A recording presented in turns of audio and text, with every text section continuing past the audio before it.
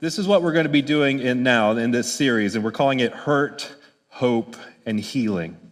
So today we're going to be introducing this series, and as a church, guys, this is going to be good. I hope that you're ready to kind of really soak in what God has to say during this series. I hope you take this as an opportunity to bring a friend or two in the next 7 weeks as we're going through this. Because we're really going to be dealing with what we call hurts, habits, and hang-ups. And so we all deal with this, right? We all deal with hurt, we all deal with habits, we all deal with hang-ups in one way or another. And what we need to know is where to go and how Jesus helps us through our pain. So I hope you're ready for this. Over the summer, I did have the privilege of taking a little retreat to Colorado. I actually went with a group of pastors, we had just had a really great time. However, on this trip, we had a rafting trip, and this happened. There should be a picture here, maybe. Yeah, there it is. Yeah, that's fun, right? And not only did that happen, go to the next one. And then the next one. These are the pictures that like the professional picture taker takes, and you have to purchase. And now our group actually had a total of 6 boats, but only one of them ended up like this. And it was wild. At one moment, you're floating the river. Show that next picture. You're floating the river and you're having a blast. Oh, next picture. Sorry, that's not a blast. Next picture. Sorry. That's my fault, Eli. There you go. You're floating the river, you're having a blast, and then bam, next picture, everything changes, right? Everything's flipped upside down, and you don't, you're grasping for air, you're looking for dry land. It's just difficult. And we all kind of go through these types of things, right? There's seasons in our lives and different things in some form or another. And the thing is that it's going to look different for everyone. And in your life, and in the lives of the people around you, sometimes it seems like things are running pretty smoothly. Sometimes it seems like, though, that the rapids are just too much. And sometimes it seems like everything is, when everything else is falling apart in your life, it seems like, show me that next picture, it seems like everyone else is just partying on the Guadalupe. Right? You're running in the rapids, and they're just slowly going down the Guadalupe, having a lot of fun, without a rapid in sight, without a care in sight. Like they're not even in the same water as you. They're not even living in the same world as you. They're not living the same life as you. And man, can that be frustrating, right? But what if I told you that Jesus has a plan for your hurts, your habits, and your hang-ups? That's what we're going to be looking at in this series. So church, the waters will not always be smooth. But Jesus has a plan for us. He does have answers for us. Or as Psalm 46 says, God is our refuge and our strength, a helper who is always found in times of trouble. Therefore, we will not be afraid, though the earth trembles and the mountains topple into the depths of the seas, though its waters roar and foam, and the mountains quake with its turmoil. Guys, we're all going to face troubles in life. Sometimes our troubles are unique to us. Sometimes our troubles are very similar to each other's. But we're all going to face troubles in life. And I want you to remember, I said there were 6 rafts in that group, but only one of them flipped over, right? We're all kind of traveling the same path. We're all going through the same world. We're all seeing the same stuff on the news. We're all seeing all the same stuff. We all got to get our kids to school. We all got to do all of the things. We're all rafting the same water. We might even all come to the same rapid. We might even be all on the same kind of boat, but we might not all experience it the same way. And so there was one thing that was different. There were 6 boats, but there was one thing that was different in all of these boats. And our circumstances just weren't the same because we did not all have the same guide. 5 out of 6 guides made the right decision. One of them flipped the boat. right? And it wasn't, there's nothing that any of us could do, right? As pastors on these boats, there's nothing that any of us could do to keep our boat from flipping or to make it flip over. And what I want you to see here is that every one of us in this room, right, we've gone through different circumstances.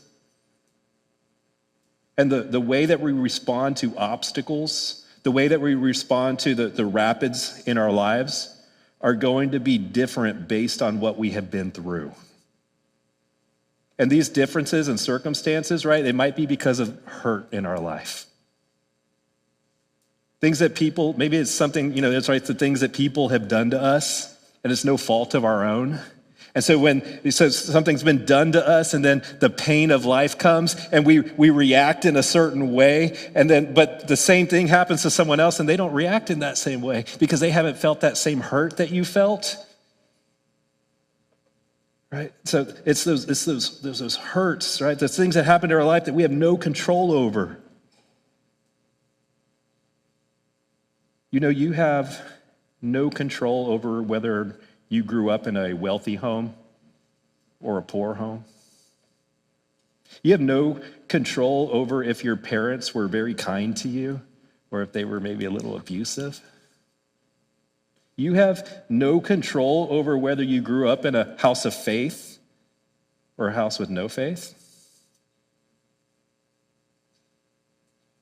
There's so much that we don't have control over, but we are formed and we're shaped by those things that we cannot control. The pastors in that raft that flipped over had no control over what would happen to them. This is just part of life. We have to deal with this. And these facts of life, they form us and they shape us in how we interact with the world around us. And then we're also formed by our own habits, right? These are the things that we can control. These are the things that we've brought into the situation. We all have habits, right? They form us, and they form us over time. And some habits might be good habits, like exercise, right? Because exercise forms you, and it's good for you. Some of them are bad habits, like addictions or worry or gossip. And like our hurts, these habits, they form us, they shape us, they skew how we see the world around us. And then we have our hang-ups. Sometimes we just don't like something. Maybe you're at church today and you're just kind of testing the waters, right? Or maybe that's been true for you in the past because maybe you had a bad experience in church and so you have a hang-up. Or maybe a Christian in your life has not represented Jesus well, so you have a hang-up. Or maybe you're distrustful of certain people or professions because things that have happened and it changes how you view them and it changes how you view the world, so you have a hang-up. And because of hurts and habits and hang-ups, we will all react differently to the problems that are in our lives. And what we find here is that we all need help. But the type of help that each individual might need based on their own hurts, habits, and hang-ups, the type of help that they might need might not be the same, even if the rapid is the same. And so here's my hope as we introduce this series, is that you would find help. Help in Jesus, help in community, help with each other. And I always say this because I don't want anyone walking out of here confused. Sometimes we need help medically, right? I'm not going to talk about medical help a lot because I'm not a doctor. And so the only thing I can give you is Jesus and community. But don't forsake medical attention when we need medical attention. Now, I want to take a little survey here. It's time for a little confession, okay? Have you ever stayed up late when you knew you needed sleep? Okay, good. Have you ever stayed up late and then slept in church? Yeah, I've done that. Not as a pastor, because it's hard. Have you ever maybe eaten or drank too many extra calories that you shouldn't have had? Have you ever made commitments that you couldn't possibly keep? Have you ever felt like you needed to exercise, but you didn't? That's been me for like 4 years now. Have you ever known that you should be kind and unselfish, but instead you were unkind and selfish? Have you ever tried to take control of your life or a circumstance or another person and discovered that you couldn't? Well, welcome to the human race, everybody. And I just want to let you know that I believe you have come to the right church. Did you know that even Paul, the Apostle Paul, right, who he struggled with these types of struggles. This is we would call the Apostle Paul the greatest Christian next to Jesus. And he says this in Romans 7, verses 15 through 18. For I do not understand what I am doing because I do not practice what I want to do, but I do what I hate. Now, if I do what I do not want to do, I agree with the law that it is good. So now I am no longer the one doing it, but it is sin living in me. For I know that nothing good lives in me, that is, in my flesh. For the desire to do what is good is with me, but there is no ability to do it. So what Paul's saying here is, he's saying, I'm struggling right now, even as I write this letter to you. And if Paul struggles, right, the man that wrote half the New Testament, we're going to struggle as well. So I want you to take a little inventory. If you got a bulletin on the way in, on the back of your bulletin, you'll see some notes. I want you to take a little inventory on your outline in the back of that, and I'd like you to circle all of the things that keep popping up in your life. And a lot of us might just take this thing and just make one big circle, okay? Stress, fears, overwork, maybe attractions that I shouldn't have to another person or something else, addictions, regrets, a diet, yo-yo diet, worry, habits, bad habits, anger, dishonesty, a need for control, finances, you can't pay your bills, relationships, painful memories that keep popping up, perfectionism, resentment, compulsive thoughts. If you've circled any of these, again, I want to say, I think you found the right church. This is a place for people who want to grow. This is a place where we want you to find peace, and we want you to find healing, and we believe that you can find that in Jesus. So I want to take a look at the root cause of all of these problems. It's the same root cause that every problem in your life, and it's you're playing God. When I act like I am God, I'm going to make my choices instead of doing what God tells me to do. I'm going to have these problems in my life. Right? Our oldest temptation is the temptation to play God. It goes all the way back to the Garden of Eden. It goes all the way back to Adam and Eve as they were tempted to eat from the fruit that God told them, hey, this is the one choice I'm giving you. I'm giving you one choice. Don't eat this. And then Satan comes and he says, if you eat of this, hey, you're going to be like God. You're going to be a God. And he says, eat this and you can become your own God. And really, this is what we want. We want complete control. But we're going to find is that life is always better if we would give up control, if we would give it to Jesus. Church, you are not a God. If you were God, you could solve all your problems. If you were God, you wouldn't have circled any of those things. But you're not, and you will never be. And so our problems are always going to be here. And so what we're going to be going through during this series is we're going to be looking at how to work through our problems. But this is our oldest temptation. It comes straight from the enemy. and it's caused by pride. Ezekiel points this out when he's talking to the king of Tyre in Ezekiel 28. He says, "In the pride of your heart, you say, 'I am God.' But you are just a man. You are not a God, though you think you are as wise as a God."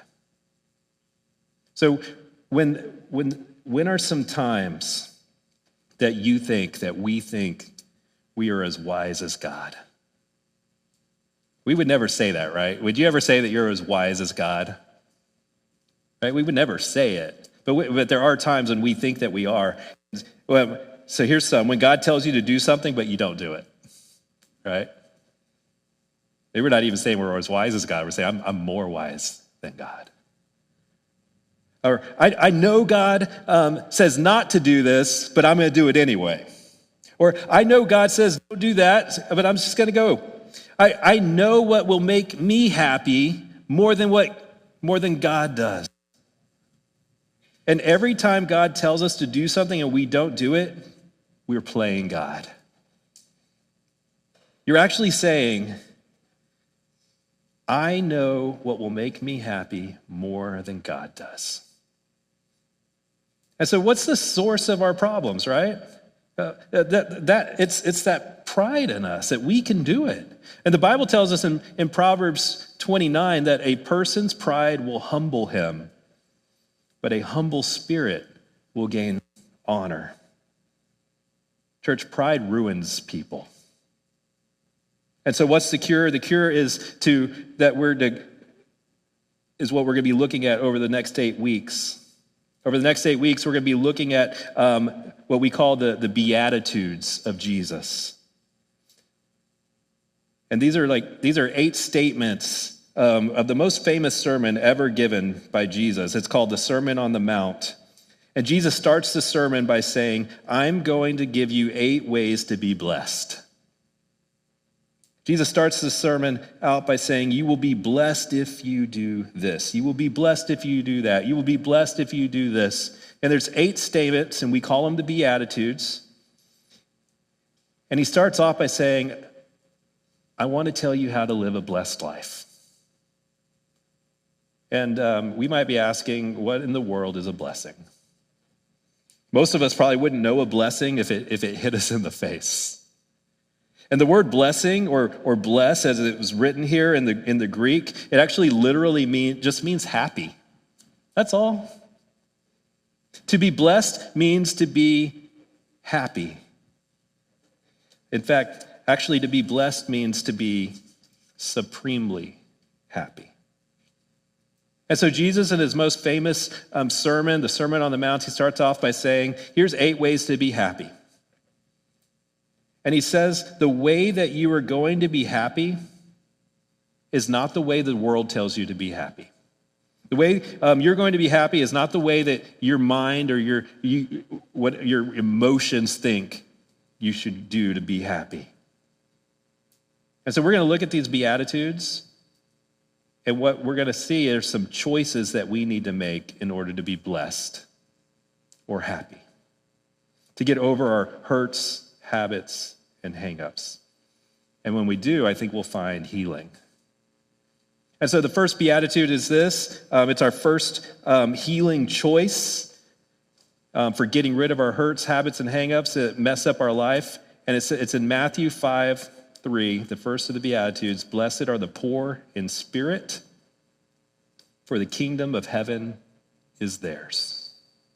Jesus is saying, blessed is the poor in spirit, for theirs is the kingdom of God. He's saying nobody gets into heaven pridefully. It's all by grace. It's not by works, right? Lest any man should boast. We see that in Ephesians. So what does it mean to be poor in spirit? That's what we're going to look at today. First, I want us to make sure we look at that phrase, in spirit, okay? If you're poor in spirit, he's not talking about physical poverty. Though you can still be blessed, you can still be happy when you're poor, right? In fact, if you've ever traveled to like a third world country, you're going to see a country full of happy people, and they're very poor. Right? So you can still be blessed while you're poor, but he's not talking about physical poverty. He's talking about spiritual poverty. And this is recognizing my sinfulness, recognizing my helplessness, recognizing my hopelessness. It's facing our reality. And so we kind of call this first choice we need to make. We're going to go through, as we go through this, we're going to go through 8 choices. We're going to call them healing choices. And the first choice we make is what we call the reality choice. This is our reality. I am sinful, helpless, and hopeless. And so this first healing choice is to admit that I need help. I'm powerless to control my tendency to do the wrong things in my life. My life is unmanageable. And so to be poor in spirit, I have to humbly admit that I need help. I've got to face the truth about myself. I've got to stop living in denial. I need to face the truth that only God can help me.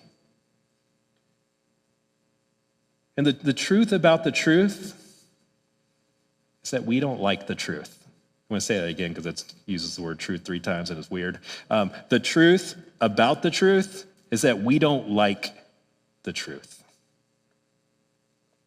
We don't like the truth about ourselves, but we love the truth about everyone else. It's hard to handle, right? Truth is hard to handle. So what we do is we fake it. And the problem is that it's painful. And we'd rather live phony lives because it feels a lot safer to not handle the truth about ourselves. Because if I can make myself feel miserable when I realize that what needs changing in my life is me. But I have to be honest with myself, and I have to humbly admit that I need help. The good news is that your habits and your hurts and your hang-ups, they can be healed. The bad news is it takes humility. You've got to humble yourself. You need to swallow your pride. James says it this way in James 4, God resists the proud and gives grace to the humble.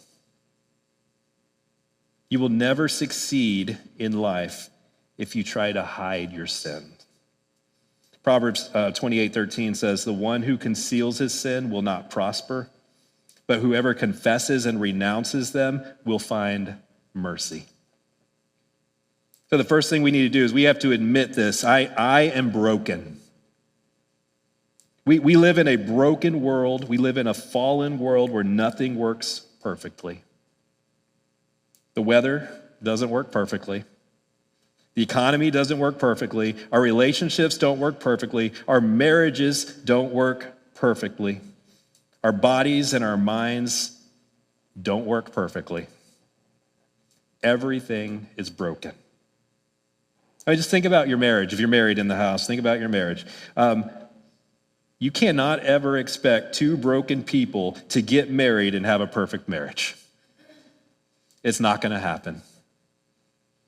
It's going to be broken because you can only work with what you got. But we have to ask for help. We have to humbly admit to the Lord that we need help. But then what else do we need to do? We admit that we need help. Now we humbly ask God for help.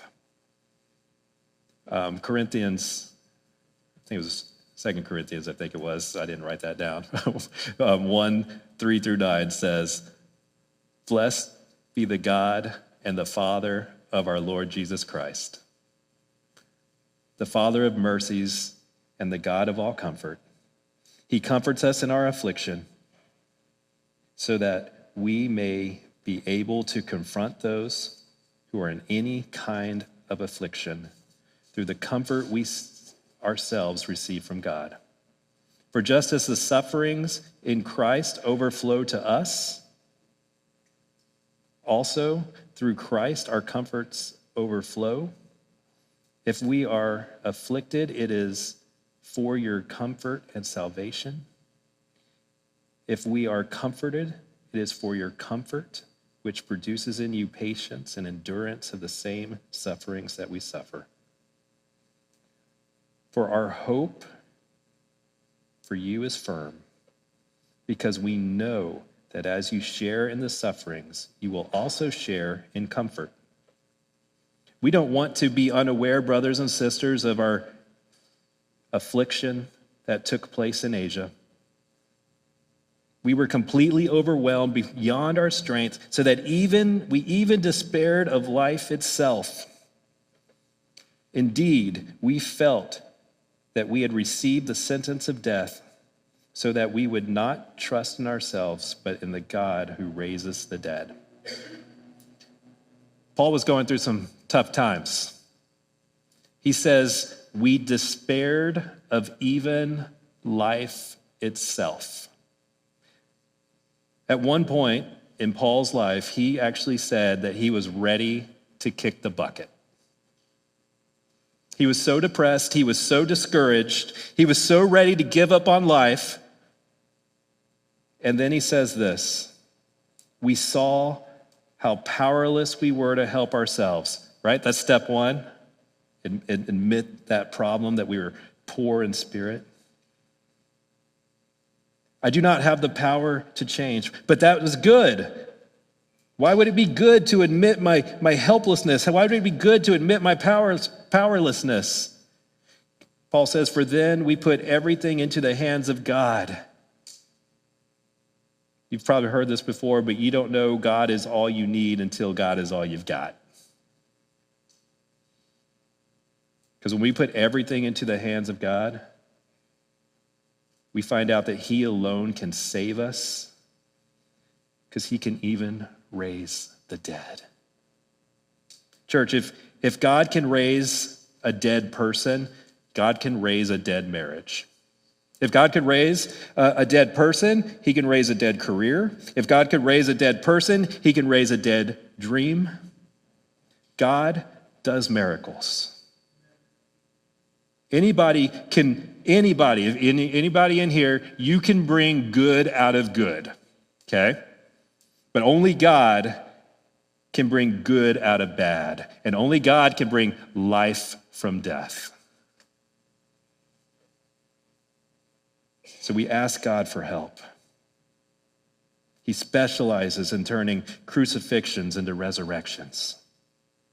Eugene Peterson in the Message Bible, he says Matthew 5:3 this way. He says, you're blessed when you're at the end of your rope. With less of you, there is more of God and his rule. And so what do we do next? We've humbly admitted that we're broken. We've humbly confessed to God. And this is step 3, and this is a step we hate the most. It's the hardest. We also need to humbly accept help from others. Ecclesiastes 4:9-10 says, 2 are better than one because they have good reward for their efforts.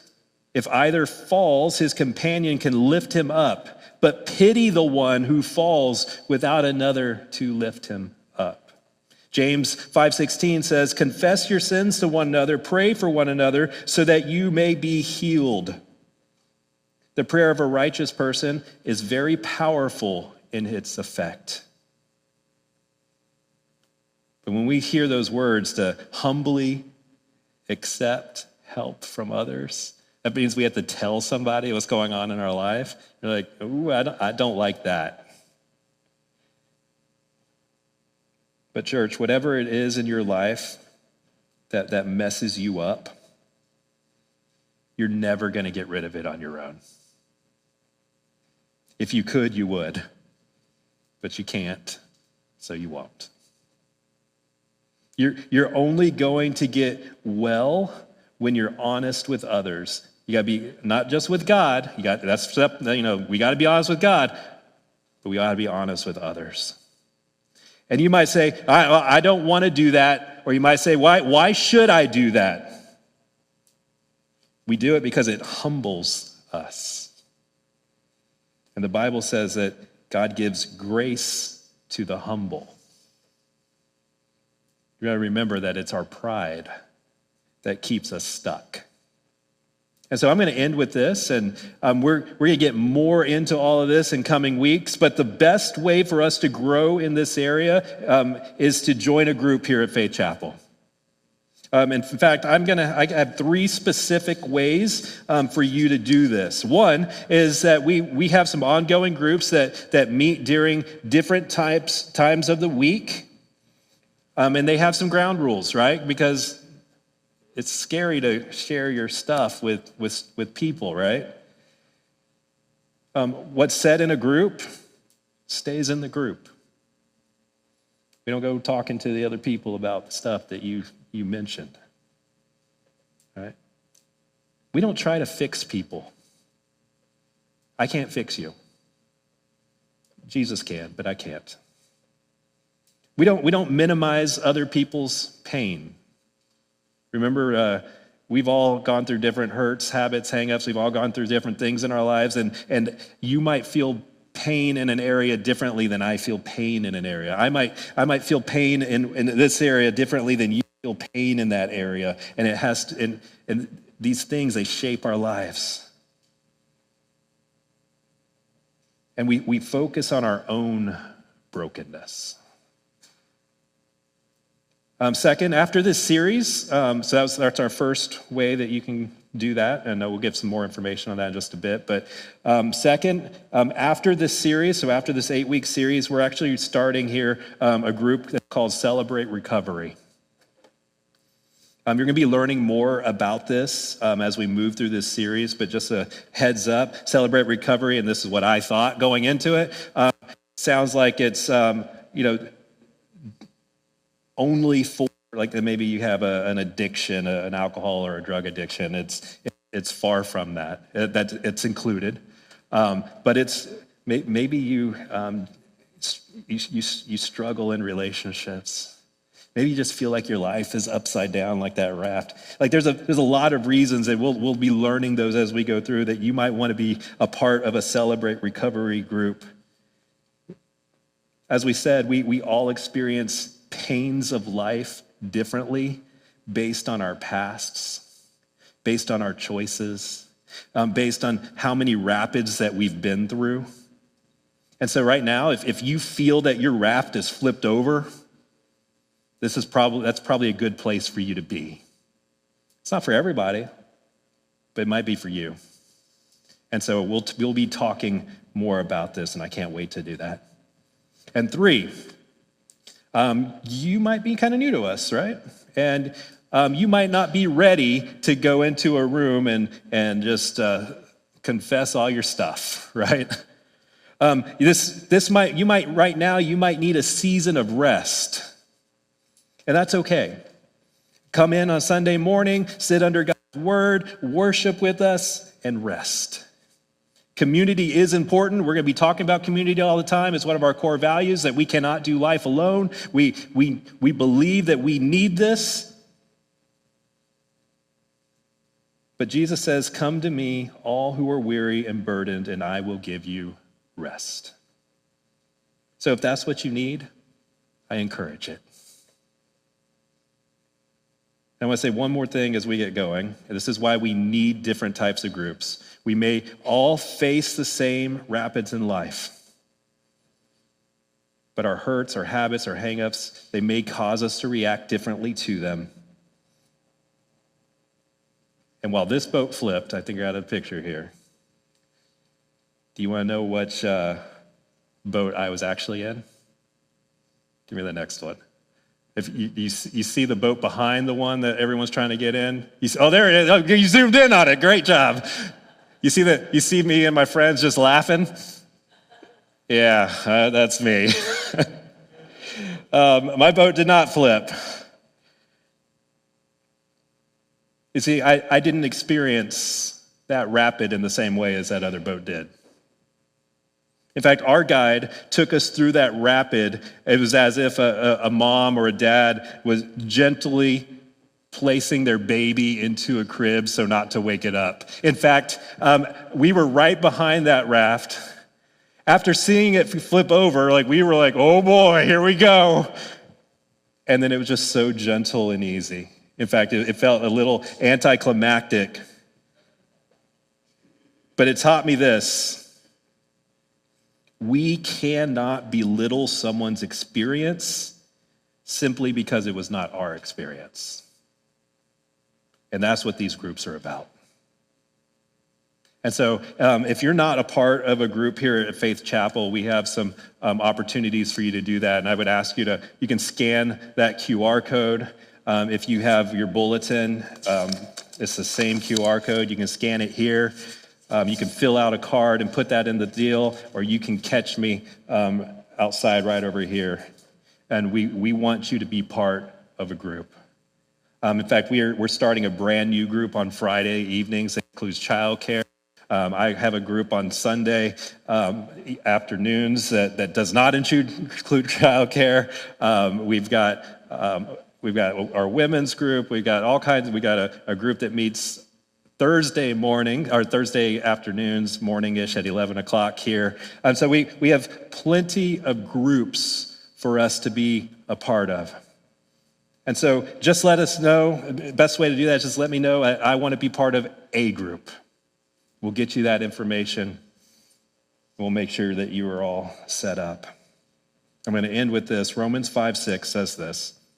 For while you were still helpless, at the right time, Christ died for the ungodly. If you're here today and you feel helpless, you've not trusted Jesus to lead your life, you've not made the reality choice where I say, hey, I need help, we want to make sure that you know Jesus today. And so we're going to worship here in a little bit, and we're going to be here, and you can come up and you can let us know that you want to know Jesus today. You can let us know after the service. You can write that on your card. But we want, more than anything, we want you to know Jesus. Let's pray.